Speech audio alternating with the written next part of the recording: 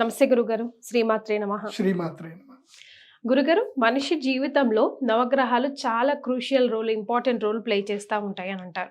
మనం ఏదైనా గుడికి వెళ్ళినప్పుడు ఎప్పటికీ కాంట్రవర్సీ ఏంటంటే, ముందు ప్రధాన ఆలయంకి వెళ్ళాలా, లేదంటే నవగ్రహాలని దర్శించుకున్నాక కాలు కడుక్కొని వెళ్ళాలా అని. అసలు నవగ్రహాలు అంత ఇంపార్టెంట్ అన్నప్పుడు ఈ కాలు కడుక్కునే సిచ్యువేషన్, ఈ టాపిక్ ఎప్పుడు ఎందుకు వస్తుంది? అండ్ దెన్ నవగ్రహాలు మనిషి జీవితంలో ఎలాంటి ఇంపార్టెంట్ రోల్ ఎప్పుడు ప్లే చేస్తాయి? ఈ వీడియోలో ఈ వివరాలు తెలుసుకుందాం. ఆర్గానిక్ పద్ధతిలో మీ చర్మాన్ని తెల్లగా మార్చుకోవాలనుకుంటున్నారా? సంప్రదించండి డాక్టర్ మాధవిని. శ్రీ గురుభ్యో నమః. శ్రీమాత్రే నమః. ఇప్పుడు మనం ఒక రాష్ట్రపతిని కలవాలి అంటే మొదలు అడ్మినిస్ట్రేషన్ దగ్గర ప్రాసెస్ అంతా కంప్లీట్ అయిన తర్వాత వెళ్ళి కలుస్తామా, లేదంటే డైరెక్ట్ రాష్ట్రపతి దగ్గరికి వెళ్ళిపోతామా? ఎస్, ప్రాసెస్ హైరార్కీ ఫాలో అవ్వాల్సిందే. అడ్మినిస్ట్రేషన్ ప్రాసెస్ ఉంటుంది. అట్లాగే ప్రధాన దేవాలయంలో ఉండేటువంటి శివుడు కానీ, విష్ణువు కానీ, అమ్మవారు కానీ, ఎక్కడ ఆంజనేయ స్వామి గారు, ఏదైనా ప్రధాన దేవాలయం అంటే వారి దేవాలయం అది. ఇప్పుడు రాష్ట్రపతి కార్యాలయంలో ప్రొసీజర్స్ సేమ్ ఉంటాయి, కలెక్టర్ కార్యాలయంలోనూ ప్రొసీజర్ సేమ్ ఉంటుంది. కానీ కలెక్టరు రాష్ట్రపతి ఒకటి కాదు కదా. కాదు. అట్లాగే ఆంజనేయ స్వామి దేవాలయము చిన్నదైనా ఆంజనేయ స్వామి, రాముడి దేవాలయం గొప్పదైనా చిన్నదైనా రాముడే, ఆంజనేయ స్వామి. తారతమ్య భేదం ఎక్కడైనా ఉంటుంది. సో మొట్టమొదటిగా ఏంటంటే మనం ఏ దేవాలయంకి వెళుతున్నాము అనేది ఇంపార్టెంట్. ఆ దేవాలయం వెళుతున్నప్పుడు మనం ఏ శక్తి కోసం వెళుతున్నాం? బుద్ధిర్బలం యశోధైర్యం నిర్భయత్వం అరోగత అజాడ్యం వాక్పటుత్వంచ హనుమత్ స్మరణాత్ భవేత్. మనకు బుద్ధి బలం జరగాలన్నా, జాడ్యం పోవాలన్నా ఆంజనేయ స్వామి యొక్క స్మరణ కావాలి మనకి. కాబట్టి ఇప్పుడు ఉదాహరణకి మోస్ట్లీ నవగ్రహాలు ఎక్కడైనా మోస్ట్లీ ఆంజనేయ స్వామి దేవస్థానంలో నేను చూస్తున్నాం మనం. కాబట్టి ఆంజనేయ స్వామి దేవస్థానానికి వెళ్ళేటప్పుడు నవగ్రహాల ప్రదక్షిణ చేయాలి. మోస్ట్లీ శనివారం వచ్చిందంటే అందరు నవగ్రహ ప్రదక్షిణలు స్టార్ట్ అవుతుంది, తిరుగుతానే ఉంటారు అందరు నవగ్రహ ప్రదక్షిణ.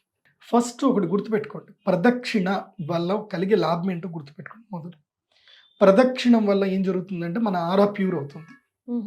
మనము ఆ నవగ్రహాలు ప్రతిష్టాపన చేసేటప్పుడే నవగ్రహ యంత్రాలు పెడతారు.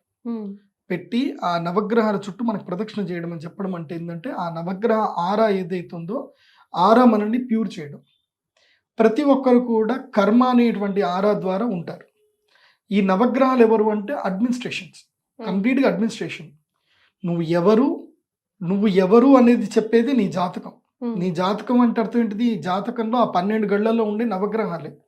ఆ నవగ్రహాలను బట్టి నువ్వెవరో నాకు తెలుస్తుంది జ్యోతిష్యం. నువ్వు అంటే ఎవరు? ఈ శరీరం కాదు.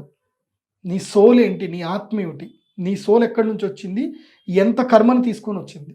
గుడ్ కర్మలు తీసుకొచ్చిందా, బ్యాడ్ కర్మలు తీసుకొచ్చిందా? నువ్వు ఏ కర్మలు చెయ్యాలి? నువ్వు ఎలా ఉంటావు? నువ్వు సుఖజీవియా, భోగజీవియా, రోగజీవియా, యోగజీవియా, కష్టజీవియా, నష్టజీవియా, రుణజీవియా అనేది నీ జీవితం మొత్తం చెప్పేది నీ నవగ్రహాలే. కాబట్టి మన జీవితాన్ని నిర్దేశింపచేస్తున్నది ఈ నవగ్రహాలు. కాబట్టి ఆ నవగ్రహాలని వెళ్ళి మనము ప్రాధేయపడ్డం ఒకటే, అంటే మనము శరణాగతి వెళ్ళడం, ఆ నవగ్రహాలకి శరణాగతి వెళ్ళడం. నేను తెలుసో తెలియకో ఎన్నో కర్మలు చేసి ఉంటాను. ఈ జన్మలో నాకు కర్మల గురించి నాకు తెలియదు, కానీ ఆ కర్మ విపాకాన్ని నాకు అందించేటప్పుడు నేను మీ దాసుని అని నన్ను గుర్తించండి. నన్ను ఏం చేయండి అంటే, నేను మీకు ప్రదక్షిణ ఎందుకు చేస్తున్నాను అంటే ఆ కర్మ విపాకం నుంచి నన్ను తీసి నన్ను మోక్ష మార్గం వైపు వెయ్యండి అని మనము చెప్పుకోవడమే ప్రదక్షిణ చేయడం యొక్క ముఖ్య ఉద్దేశం. ఆ ప్రదక్షిణ చేయడం వల్ల కోట్లు వస్తాయనో, లాభాలు కలుగుతాయనో నేను ఎప్పుడూ చెప్పలేదు, చెప్పను కూడా. ఎప్పుడైనా ఒకటి గుర్తుపెట్టుకోండి, నిజ జీవితంలో మనకి ఐశ్వర్యం అంటే ఏంటంటే మనం కర్మ నుంచి దూరం చేసుకుని భగవంతుడికి మనం దగ్గర అవ్వడమే నిజమైన ఐశ్వర్యం. మనం ఎంత కోటీశ్వరుడైన, ఎందుకోసం అంటే నేను ఎంతో మందిని చూస్తాను, కోట్లాస్తుంటుంది, వచ్చి ఏడుస్తారు, నా రూమ్లో వచ్చి కూర్చొని ఏడుస్తారు. ఏముంది అని అంటే అది జరగట్లేదు, ఇది జరగట్లేదు, వాడెత్తుకపోయాడు, వీడు మోసం చేశాడు, అది మోసం చేశాడు. ఒక సర్టన్ టైంకి వచ్చేసరికి, అంటే 0 టైం వచ్చే ముందు కరెక్ట్గా భగవంతుడు ఒక 10 సెకండ్స్ టైం ఇస్తాడు, లైఫ్ అంతా కనిపిస్తుంది. ఏముంటుంది అప్పుడు? ఏముంటుంది అంటే 0 ఉంటుంది, ఇంకేముంటుంది అక్కడ. సో మళ్ళీ కర్మ అంట పెట్టుకొని పోవడమే. సో భగవంతుడి దగ్గరికి వెళ్ళేటప్పుడు ఐశ్వర్యం అంటే అర్థం ఏంటంటే బుద్ధి, బలం, యశో, ధైర్యం, నిర్భయత్వం, అరోగత, అజాడ్యం, వాక్పటుత్వం. ఈ 8 కలిపితేనే అష్టైశ్వర్యం. ఈ అష్టైశ్వర్యాలు మీకు రావాలంటే మంచి బుద్ధి రావాలి, మంచి బలం రావాలి, యశస్సు అంటే మంచి కీర్తి రావాలి, ధైర్యం మంచి ధైర్య సాహసాలు మీకు చేసే శక్తి మీకు భగవంతుడు ఇవ్వాలి, నిర్భయత్వం భయం అనేది ఉండకూడదు, అరోగత అని అంటే ఆ రోగాలంటివి రాకూడదు, అజాడ్యం అంటే ఎక్కడ కూడా ఇట్లాగే ఉండిపోకూడదు, స్టాగ్నెంట్ ఉండకూడదు. వాక్పటుత్వం, చక్కని వాక్పటుత్వం రావాలి. ఈ 8 గుణాలు రావాలని భగవంతుడికి మనం ప్రార్థన చేయాలి. సో ఆ విధంగా ప్రదక్షిణ చేసేటప్పుడు ఏంటంటే మొట్టమొదటిగా బుధగ్రహం నుంచే ప్రదక్షిణ స్టార్ట్ చేయాలి. బుధుడు మనకి తూర్పు వైపున ఉంటాడు. సూర్యుడి దగ్గర నుంచి కదా, మధ్యలో ఉండేది సూర్యుడు కదా, తూర్పు వైపు నుంచి. ఎక్కడైనా తూర్పు వైపు నుంచే ప్రదక్షిణ ప్రారంభం చేయాలి. మీరు ఏ దేవుడి దగ్గరికి వెళ్ళాలంటే ఎక్కడి నుంచో వెళ్ళండి, తూర్పు నుంచి ప్రదక్షిణ స్టార్ట్ చేయాలి. సో క్లాక్ వైజ్గానే తిరగాలి, ప్రదక్షిణ చేసుకోవాలి. చాలా మంది ఏం చేస్తారంటే కొంతమంది కొత్తగా చెప్తున్నారు, క్లాక్ వైజ్గా 7 తిరగాలి, యాంటీ క్లాక్ వైజ్గా రావుకేతుల కోసం 2 తిరగాలి అంటారు. అట్లా ఏం ఉండదు.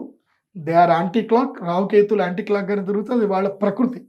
నీ ప్రకృతి ఏంటంటే నువ్వు ముందుకు వెళ్ళడం అనేది నీ ప్రకృతి, నువ్వు యాంటీ క్లాక్ వెళ్ళకూడదు, అది నీ ప్రకృతి. కానీ శివుడికి ప్రదక్షిణ చేసేటప్పుడు మాత్రం క్లాక్ యాంటీ క్లాక్ ప్రదక్షిణ మాత్రం శివుడి ప్రదక్షిణలో ఉంటుంది. కానీ అది ఎవరు పాటించరు, అది జరగట్లేదు కూడా. చాగంటి కోటేశ్వరరావు గారు ఒక ప్రవచనం చెప్పారు, ఎలా శివుడికి ఎలా ప్రదక్షిణ చేయాలని చెప్పారు. బాగుంటుంది. ఆ ఉత్తరం వైపు పానవట్టం ఏదైతే ఉంటుందో, ఉత్తరం వైపు పానవట్టము చండీశ్వరుని దాటకూడదు. అక్కడ నుంచి వెళ్ళి ఇలా ఇక్కడ దాకా వచ్చి మళ్ళీ ఇక్కడ నుంచి మళ్ళీ ఇలా తిరగాలి. ఇది ఎవరైనా ఒక గుడిలో ఈ నియమం పెడితే బాగుంటుంది. ఇది యాక్చువల్ ప్రదక్షిణ, శివుడికి చేయాల్సిన ప్రదక్షిణ. అది శివుడిని ఎప్పుడు పూర్తిగా తిరగకూడదు, కాకపోతే తిరుగుతారు, ఎవరు పద్ధతి పాటించట్లేదు. ఇలా నవగ్రహాలకు మాత్రం పూర్తి ప్రదక్షిణ చేయాలి. తర్వాత నవగ్రహాలు కాళ్ళు ఎందుకు కడుక్కోవాలి, అదేమైనా అశుద్ధ అని అంటే అట్లా కాదు. నవగ్రహాలు నువ్వు కలిసావు, ఇక్కడ నువ్వు కలిసినటువంటి నీ కోరిక అయిపోయింది, నువ్వు హయ్యర్ అథారిటీని వెళ్ళి కలుస్తున్నావు. సో హయ్యర్ అథారిటీ దగ్గర కలిసినప్పుడు ఏంటంటే నువ్వు ఇక్కడైతే లోయర్ అథారిటీని కలిసావో మళ్ళీ హయ్యర్ అథారిటీ దగ్గర నువ్వు ఫ్రెష్ అయిపోవాలి అనేది చేస్తున్నావు అంతే. అంతకు మించి నవగ్రహాలకి ప్రదక్షిణ చేయడం వల్ల ఏదో జరిగిందని కాదు. ఒక కర్మ చేసావు ఇక్కడ, ఈ కర్మ అయిపోయింది, ఇప్పుడు ఇంకొక కర్మ చేయబోతున్నావు. దానికి దీనికి మధ్యన ఏంటంటే ఆచమనము, కాళ్ళు కడుక్కోవడం అనేది పద్ధతి. ఏదైనా సరే ఒక కర్మ కంప్లీట్ అయిన తర్వాత ఇంకోటి చేసేటప్పుడు ఆచమనం చేయాలి. ఇప్పుడు మేము సంధ్యావందనం చేసేటప్పుడు కూడా అర్ఘ్యం అయిపోగానే మళ్ళీ జపానికి వెళ్ళేటప్పుడు మళ్ళీ ఆచమనం చేస్తాము. సో ఆచమనం ఎందుకోసం అంటే నెక్స్ట్ మళ్ళీ దానికి మళ్ళీ విష్ణు స్మరణ చేసుకుంటూ పోవడం అనమాట. అట్లాగే తప్పకుండా కాళ్ళు కడుక్కోవడం అనేది ప్రధానం. ఎందుకోసం అంటే ఉపాంగ దేవతల్ని మీరు కలిసినప్పుడు, గొప్ప దేవతల్ని కలిసినప్పుడు మధ్యలో ఒక స్పేస్ అనేది కావాలి. అదేంటంటే కాళ్ళు చేతులు కడుక్కోవడం, అంతకుమించి ఏం లేదు. అంటే గురుగారు ఇప్పుడు ఒకే గుడిలో అన్ని శివాలయం ఉంటుంది, సాయిబాబా, గణేశుడు అన్ని ఉంటాయి. అప్పుడు మనం ఇండివిజువల్ గా కాళ్ళు కడుక్కొని వెళ్ళాం కదా, కంటిన్యూస్ గా వెళ్తూ ఉంటాం కదా. నవగ్రహాలు కంప్లీట్ గా కర్మ విపాక గ్రహాలు. కర్మ విపాక గ్రహాలు వేరు, అనుగ్రహ దేవతల గ్రహాలు, అనుగ్రహ దేవతలు వేరు.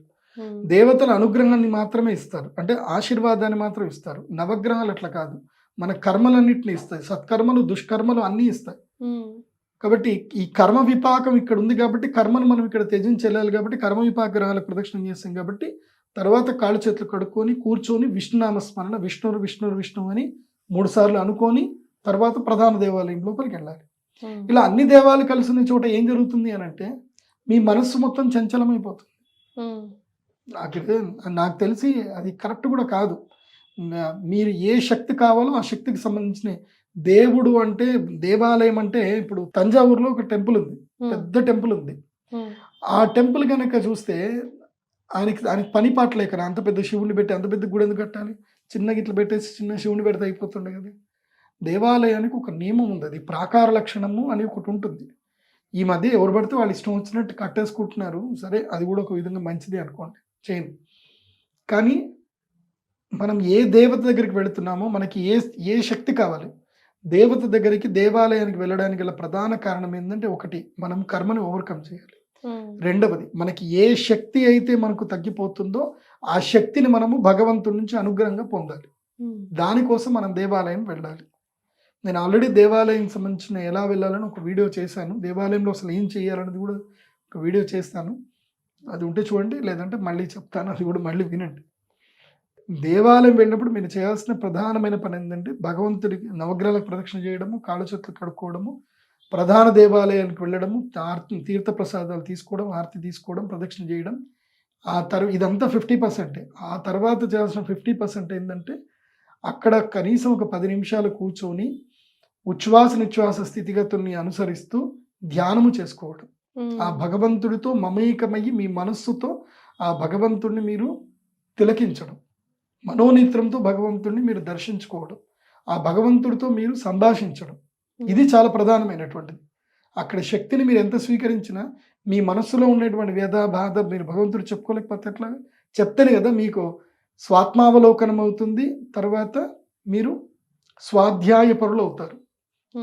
సింపుల్ చెప్పాలంటే మన బాధ ఇంకోటి చెప్పుకున్నప్పుడు ఏంటంటే డిటర్మినేషన్ అయిపోతుంది. మన బాధ ఎంత ఉంది ఏం కథ అని మనకు డిటర్మినేట్ అయిపోతుంది. భగవంతుడితో చెప్తున్నప్పుడు అది ఎంత పెద్ద బాధ. మనం 10 రోజుల క్రితం ఒక బాధ చెప్పుకున్నాం, ఇప్పుడు ఒక బాధ చెప్పుకున్నాం, దానికి దీన్ని పోల్చుకుంటే అదే పెద్ద గానే కాదు అనిపిస్తుంది. సో అలా మైండ్ డిటర్మినేట్ చేస్తుంది. అలా భగవంతుడు కూడా మనల్ని అనుగ్రహిస్తాడు.